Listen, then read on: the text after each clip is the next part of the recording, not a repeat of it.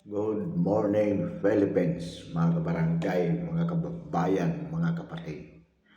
Ngayon po ay araw ng Sabado, February 22, 2025. Umiinit po ang usapin tungkol po dito sa hearing ng TRICON sa mababang kapulungan kung saan pinipilit di umano ni Ace Barbers na kailangan kumuha ng prangkisa ang mga vloggers.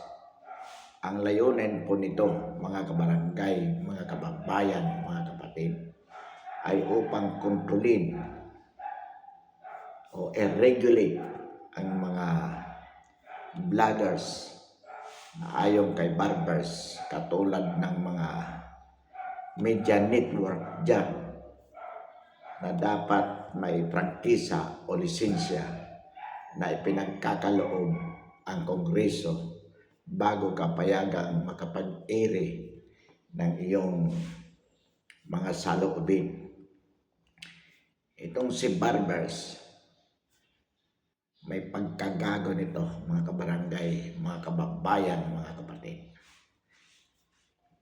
Nagsimula lang ito, yung pagiging mainit niya sa mga vloggers, sapagkat ayon sa kanya, mayroong isang vlogger di umano na nagpalabas ng faking report na yung kanyang kapatid ay nahulihan ng illegal drugs, yung sasakyan na minamaneho nito. Kaya sabi, ang mga Barbers ay pinaghinala ang illegal drug suppliers sa kanilang probinsya sa Surigao del Norte. At dahil dyan, noong kanyang privilege speech, sinasabi niya na siya, katulad ng Pangulo, ay biktima daw ng mga fake news. Kaya dapat panagutin ang mga ganitong vloggers na nagpapakalat ng mga fake news. At upang ma-regulate yan, kailangan bigyan ng Kongreso ng prangkisa ang sinumang vloggers bago ito makapag-ere. At upang may sakatuparan nito, kailangan may batas requiring the Meta, the Facebook, the YouTube na mag-ere lamang ng mga palabas na mayroong prangkisa. Ano po ang implikasyon nito, mga kabarangay, mga kababayan, mga kapatid? Ang ibig sabihin po nito, binubusalan ni Barbers o ng kanyang mga kasama sa mababang kapulungan sa pamamagitan ng pagpasa ng batas ang mga vloggers nang sa gayon mapigilan ito sa kanilang pagpapalabas ng opinyon o anumang saloobin, lalo na laban sa isang opisyal ng pamahalaan. Mga kabarangay, mga kababayan, mga kapatid, ito po ay maliwanag na pagsagka o paglimita sa karapatan ng sambayanang Pilipino ng magpahayag ng malayang pagpapahayag ayon sa itinatadhana ng Bill of Rights ng Saligang Batas ng Pilipinas. Sa ilalim po ng Saligang Batas, sinasabi po that no law shall be passed abridging the freedom of speech and the press. So, ang ibig po sabihin niyan, walang anumang batas na pwedeng ipasa ang Kongreso na maglilimita sa karapatan ng sambayanan na magpahayag ng sa karapatan ng sambayanan para sa malayang pagpapahayag. In other words, itong patawag ng TRICOM in aid of legislation, ang layunin ay para makapagpasa ng isang batas which will limit the right of the people to freedom of speech and the press is in itself unconstitutional, because the purpose of which is to pass a law which is prohibited by the Constitution under the Bill of Rights. Kaya itong si Barbers na to, gago po ito. Tangna mo, Barbers ka. Ang yabang-yabang mo. Nagmamarunong ka. Isang katutak ka namang bobo. O nagbubububuhan lamang upang maproteksyonan ang pansarili niyong interest. Natatakot ka na maibulgar kung anumang mga katiwalayan mayroon kayo ng mga vloggers. Sapagkat alam nyo, katulad ng mga mainstream media, na pagka may prangkisa yan, hindi yan magpapahayag ng ikasasama ng mga public officers na mayroong karapatan na magtanggal ng nabanggit na prangkisa. Kaya nga ang mga mainstream media ay kontrolado ng gobyerno. So kung pati mga vloggers ay makokontrol pa rin ng gobyerno, mas lalong magiging mapag-abuso, maging mga magnanakaw, lalong magiging mga addict, magiging supplier ng illegal na droga, lalong-lalo na nasa Kongreso, katulad ng nangyayari ngayon. Yan talaga ang layunin mo, Barbers, tangna mo. Hayop ka. Dapat sa'yo, i-firing squad sa Lunita. Dahil ayaw mo lang na may bulgar ang mga katiwalayan, ang baho na itinatago mo. Yan ang totoong Barbers. Lumabas nga sa balita, ayon sa isang vlogger na napanood na naman natin, as of date, Barbers, mayroon kang unliquidated confidential funds in the sum of 25 million. Bakit hindi mo maipaliwanag yan? Sapagkat kinurakot mo yan. Pagkatapos ang galing-galing yung maghanap ng confidential funds ng OBP. Samantalang ikaw, noong ikaw ay gobernador ng Surigao del Norte, ayon sa balita, mayroon kang until now unliquidated 25 million. Yan ba'y ibinabalita ng stream media? Hindi. Sapagkat itong mga stream media, mga bayaran ito at takot tanggalan ng prangkisa ng Kongreso. Kaya yung baho mo, Barbers, hindi nila maisiwala. Pero dahil sa mga vloggers, nalaman yan ng sambayan ng Pilipino na ikaw pala ay kurakot din. Hanggat hindi mo na ililiquidate yung 25 million, ang presumption yan is Barbers, ninakaw mo. Kaya ikaw ay magnanakaw ng pera ng bayan hanggat hindi mo yan na ipaliliwanag. It is presumed that you have stolen that 25 million which you could not liquidate. Sa kabila ng katotohanan na matagal na yan. At yung sinasabi mo na fake news na ang kapatid mo ay nahulihan ng mga illegal drugs at ayon sa iyo wala namang naniniwala sa fake news na yan, bakit galit na galit ka sa mga vloggers? kung talagang may vloggers na naninira sa'yo, you do not need it to pass another law. Under the revised penal code, we have the law on libel. So kasuhan nyo ng libelo ang sino mang naninira sa inyo. Hindi mo kailangan sagkaan, limitihan ang karapatan ng sambayanang Pilipino na magpahayag ng kanilang opinyon, lalong-lalo na laban sa isang public officer.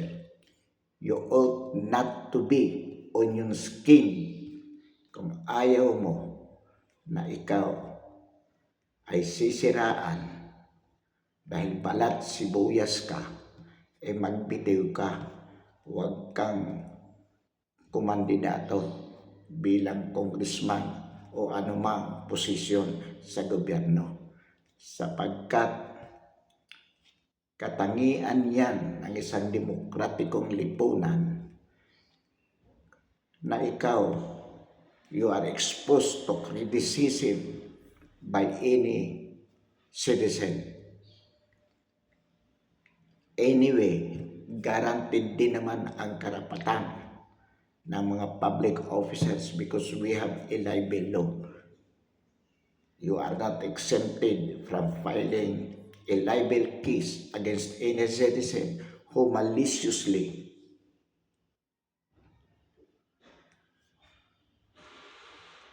destroy your reputation kung mayroon kang reputasyon. Pero yung ginagawa mo, napipilitin mo na magkaroon ng batas para bago makapag-ere ang sino man using the internet technology ay kailangan ng prangkisa mula sa Kongreso. Yan ay malaking kalukuhan. Kinokontrol nyo, nililimitahan nyo ang demokratikong karapatan ng sambayanang Pilipino. At sino ka sa akala mo para gawin nyo yan? Ikaw at ng mga kasama mo, bobo. Pinaswisweldo kayo ng sambayanang Pilipino at pagkatapos alisan mo sila ng karapatan para bantayan kayo laban sa pangungurakot nyo. Mga hinayopak kayo. Dapat sa'yo ipako sa krus. Dapat sa'yo sunugin ka ng buhay. Kung ganyan ka mga gago, ang mga public officers natin, mamagaling ka, nagmamarunong ka, ibobo ka naman. At hindi lang yan. As of now, the presumption is magnanakaw ka ng pera ng bayan with that 25 million unliquidated. At saka yung sinasabi mo na nahuli ang kapatid mo na mayroong illegal drugs sa sasakyan. Yung sasakyan na minamaneho ng kapatid mo from Leyte to Surigao, nahuli na may illegal drugs.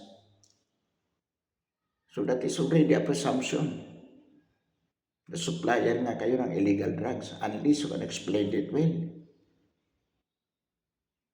Pero sabi mo hindi totoo. Kaya walang naniniwala sa fake news na yan. Kung fake news man yan, ba't galit na galit ka? Ba't ngayon kailangan mong limitahan ang mga vloggers?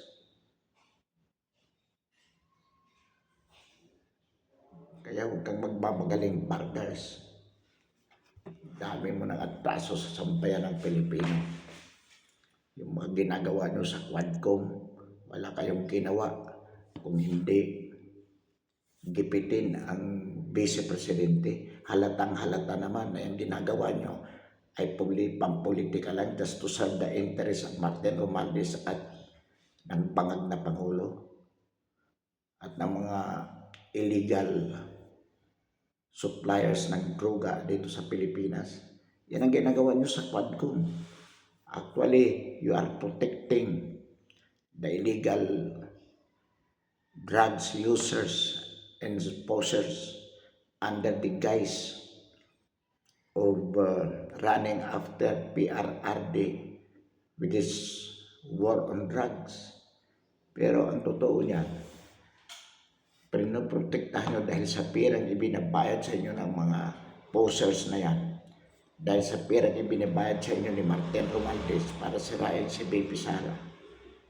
Ginagawa nyo yung walang tigil, walang habas na investigasyon sa Quadcom. You are wasting a lot of money of the Filipino people just to serve your interest. The interest of bangag na Pangulo.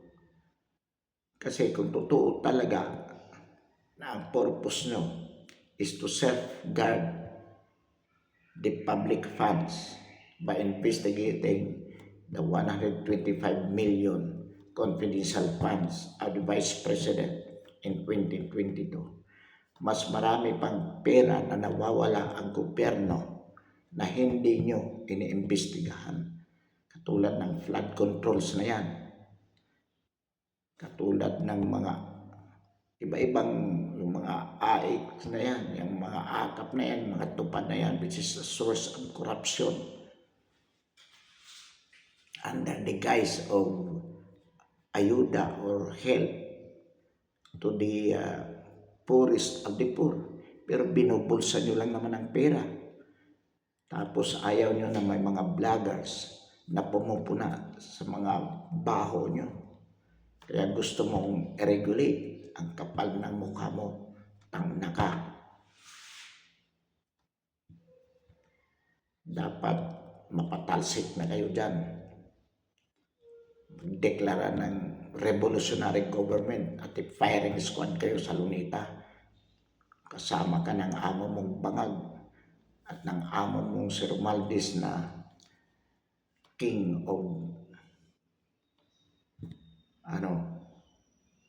hari ng mga magnanakaw, king of thieves, at kayo ang mga alipores niya. Galit na galit ka sa mga vloggers na katulad ng ginagawa natin dito ngayon, sapagkat ayaw niyong napupuna kayo. Ayaw niyong pinupuna kayo sa mga maling gawain niyo. Bakit namin ginagawa ito? Ace Barbers.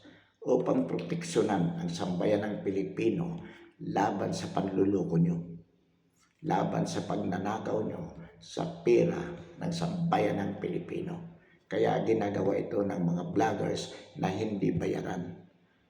Maraming vloggers dyan na bayaran. Mga trolls nyo. Kaya pinupuri kayo o hindi kayo pinupuna. Pero itong mga vloggers na tunay na nagmamalasakit sa bayan, hindi sila binabayaran, and they are even doing it to the risk of their lives. Pagkatapos pipigilan mo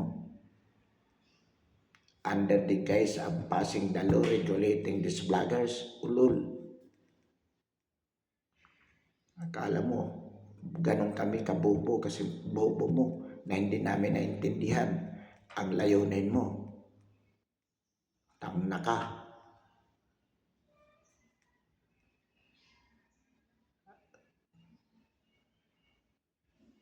Kaya dapat sa'yo is Barbers at yung mga kasama mo dyan sa Quadcom, sa Tricom, dapat sa inyo sunugin ang buhay nang wala, hindi na kayo pamarisan pa. Kaya lang naman kayo nananalo, marami kayo naluloko sapagkat yung pera ninakaw nyo, pinambabayad nyo, pinambibili nyo ng boto at dulot ng kahirapan. Maraming mga kababayan natin ang nagbibinta ng kanilang boto. Kung totoo kayo nagmamalasakit sa bayan, iyan ang lunasan nyo, yung cycle problem na yan. Pero hindi nyo gagawin yan sapagkat iyan lang ang paraan para kayo ay manatili sa kapangyarihan. Yan ang sinabi ni Machiavelli.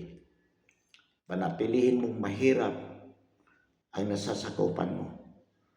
Ang sa gayon, manatili ang kanilang loyalty sa iyo. Bigyan mo lang sila ng kapirasong karne, parang aso na hindi aalis sa tabi mo habang mayroon kang ibinibigay na paunti-unti na karne para sa kanila. Iyan ang ginagawa nyo, mga hinayupak kayo.